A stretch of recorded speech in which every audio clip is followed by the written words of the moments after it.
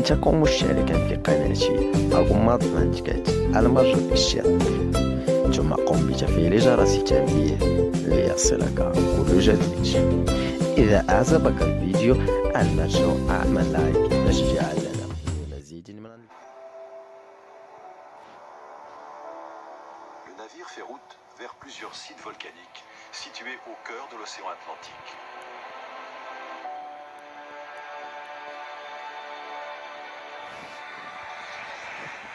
Les 32 scientifiques présents à bord sont tous des spécialistes des geysers abyssaux.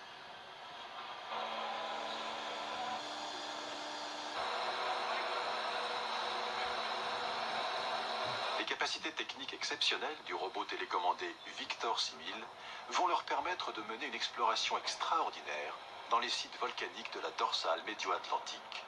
Continue de virer.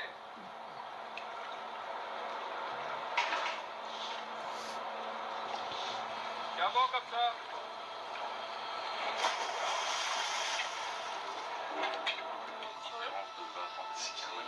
D'accord, ça roule là, ouais,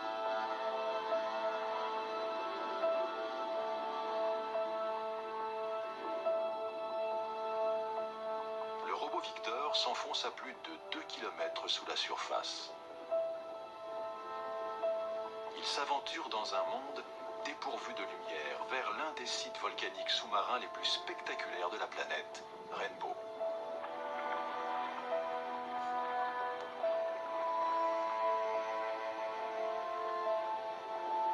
L'approche de Rainbow est compliquée par les gigantesques volutes de fluide brûlant que de puissants geysers déversent en permanence dans les eaux abyssales.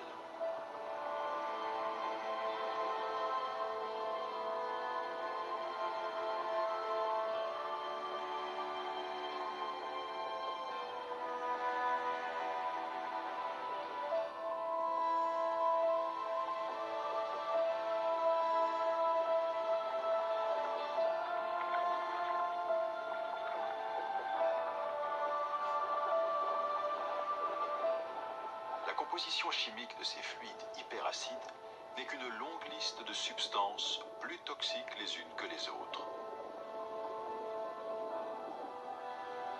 Pourtant, c'est bien autour de ces geysers que s'agglutinent d'impressionnantes quantités d'animaux.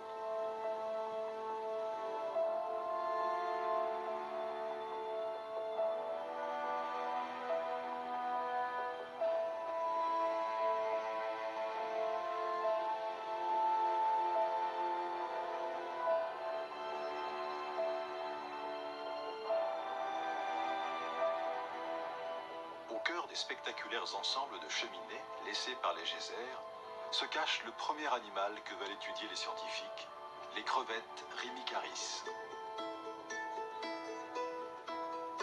Ces cheminées fissurées de toutes parts sont les seules qui dispensent leur fluide d'une manière suffisamment douce et régulière pour offrir des conditions de vie idéales aux crevettes.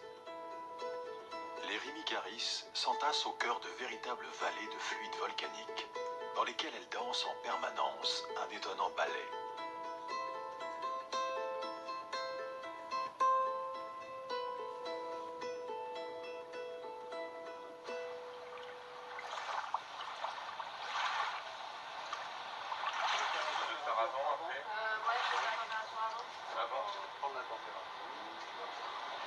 Sur le navire, sous la houlette de Marianne Cambon et Magalys Binden, on se prépare à la collecte. Elles espèrent remonter une centaine de crevettes Rimicaris. mais bon, t'es bien dans un abri sulfure, c'est déjà pas mal.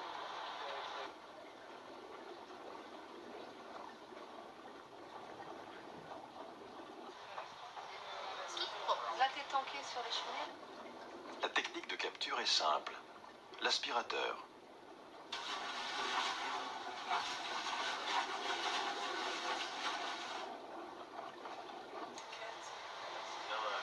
Pendant la remontée à la surface, les animaux vont subir les effets traumatisants d'une violente décompression.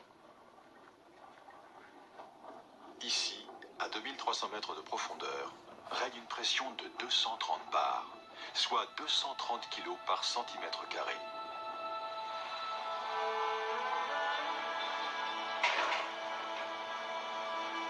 À la surface, La pression atmosphérique n'est que de 1 kg par centimètre carré. Nous, on est des organismes qui contenons des gaz. Si nous, on est comprimé à 300 bars, qu'est-ce qui se passe? Notre cage thoracique est enfoncée d'un coup. Et donc, là, c'est la mort subite, en fait. Heureusement, les organismes des animaux des abysses ne contiennent aucun Ah, gaz. ils sont pas la moitié, mal d'eau. Ah, déjà, ouais. Une chose qui est claire, Valérie, pour faire du transcriptome... C'est plutôt une question qui joue, en fait, sur la fluidité des membranes cellulaires. On sait que si on varie la pression, on va faire varier la fluidité.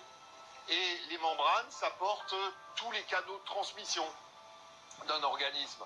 Transmission nerveuse, transmission chimique. À partir du moment où tu perturbes tous les passages membranaires, quels qu'ils soient dans l'organisme, tu entraînes sa mort si les variations de pression sont trop grandes. Pas tout comme tu m'as dit. Non, c'est bien pour la microbio, si on verse pas les bols, ça m'arrange. Celui-là, je te le... Je pense bien là-bas, parce que j'aurais besoin de combien? il faut... En fait, si je comprends pas, je te l'ai... À la pression du niveau de la mer, les crevettes Rimicaris en provenance de Rainbow ne peuvent survivre plus de 24 heures. Nous, on en a besoin de 4 fois 20, donc dès que j'ai les 4 fois 20, après j'ai... Mais leur anatomie n'est pas bouleversée au point de ne plus pouvoir être étudiée. Que ça se voit 5 ou 6, quoi. Alors attends, je vais en mettre... Donc 4 par peau, ça veut dire qu'il en faut combien en tout? Il en faut aller 16 en tout, c'est pas ça? 4 x 4, 16.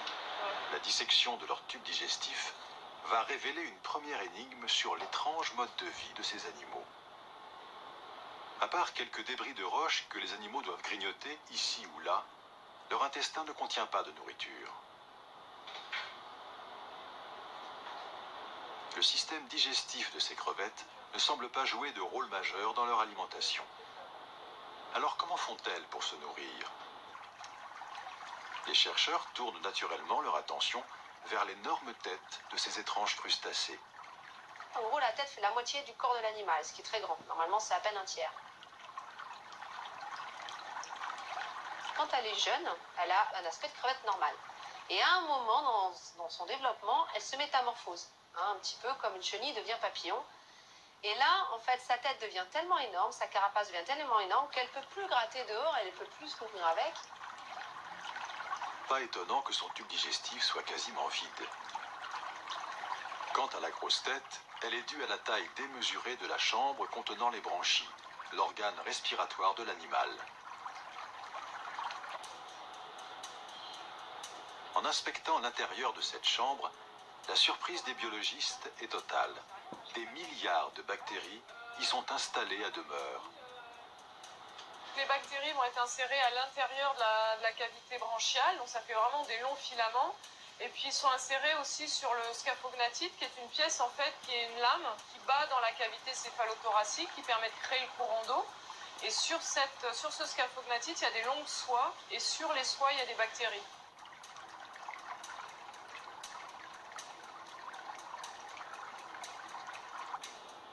Les analyses microbiologiques démontrent que ces bactéries résidentes sont spécifiques aux crevettes. En l'absence de système digestif réellement fonctionnel, les chercheurs pensent alors à une possible relation alimentaire entre les crevettes et cette gigantesque colonie bactérienne. Et pourquoi pas une symbiose ?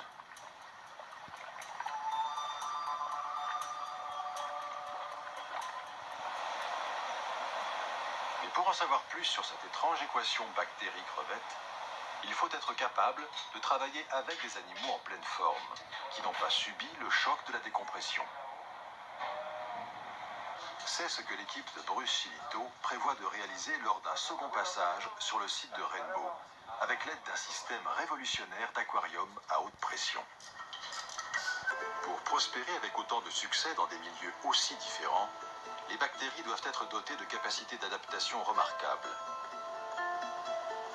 La prochaine étape de la mission consistera à vérifier cette hypothèse sur un autre site. Le cap est mis sur Lucky Strike, coup de chance en français, un autre site de volcanisme sous-marin découvert en 1992 par 1700 mètres de fond.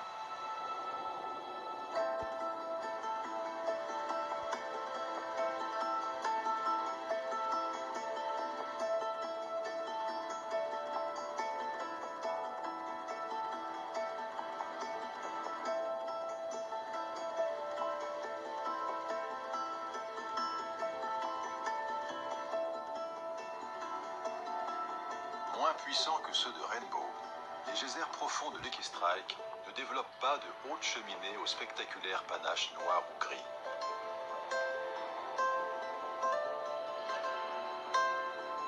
Au fil des décennies, ils ont simplement édifié une succession de petites collines.